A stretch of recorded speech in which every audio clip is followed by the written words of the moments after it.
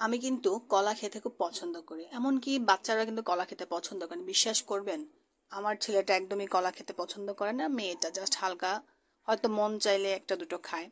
তো ঘরে কলা ছিল, কিন্তু আমার ছেলে কলা খাবে না। তা আমি চিন্তা করলাম ওকে কিভাবে আমি কলাটা খেতে খাওয়াতে পারি। তো আমি কি করলাম জানেন, খুব সহজে অল্প সময়ের মধ্যে একটা দুর্দান্ত ব্যানানা মিল্কশেক বানিয়ে ফেললাম। চলুন কিভাবে বানালাম।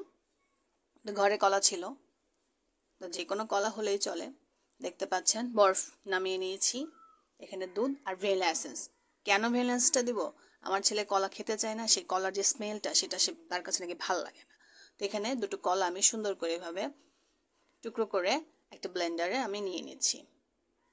আপনারা চাইলে এর চেয়ে বেশি বা কম করে নিতে পারেন। দেখবেন যাদের বাচ্চারা কোনো কিছু খেতে চায় না, সেসব মা বাবাদের কিন্তু অনেক টেনশন হয় কিভাবে আমরা খাওয়াবো, কোন উপায়ে খাওয়াবো।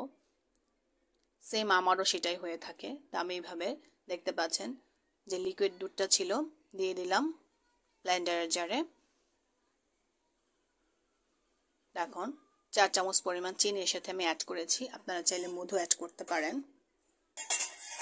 এখন একটু পরিমাণে আমি লবণ দিয়ে দিলাম। এতে কি হবে যে মিষ্টির যে পারফেক্টটা সেটা কিন্তু একদমই পারফেক্ট হয়ে যাবে। লাস্টে একটু ভ্যানিলা এসেন্স অ্যাড করে দিয়েছি, একটু নেড়ে চেড়ে এগুলো দেব। এখন কয়েক টুকরো বরফের সাথে আমি দিয়ে দেব, 5-6 টুকরো বরফের মতো আমি এখানে দিয়েছি।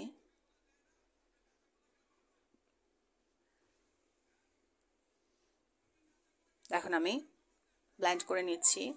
আমি এটা হয়তো আমার বাচ্চার জন্য বানিয়েছি, তো বিশ্বাস করবেন আমার হাজবেন্ড এটা খেয়ে খুবই খুবই খুশি হয়েছে যে এতটা মজা আর এতটা ইয়াম্মি হয়েছে ব্যানানা মিল্কশেকটা।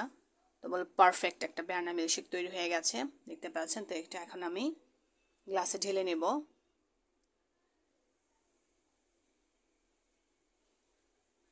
খুবই একদম ঘন স্মুথ একটা ব্যানানা মিল্কশেক তৈরি হয়ে গেল।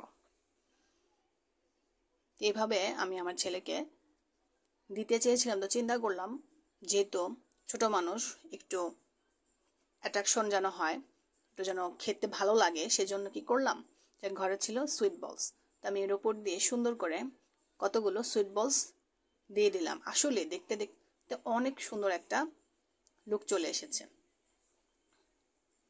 খেয়াল করবেন খুবই সুন্দর একটা লুক চলে এসেছে। বাচ্চারা কিন্তু অনায়াসে পছন্দ করে না, আমাদের কাছেই তো ভালো লাগে, আর বাচ্চাদের তো বলার অপেক্ষা রাখে না। তো এরকম একটা পাইপ দিয়ে ওকে দিয়ে দিলাম। আল্লাহ হাফেজ।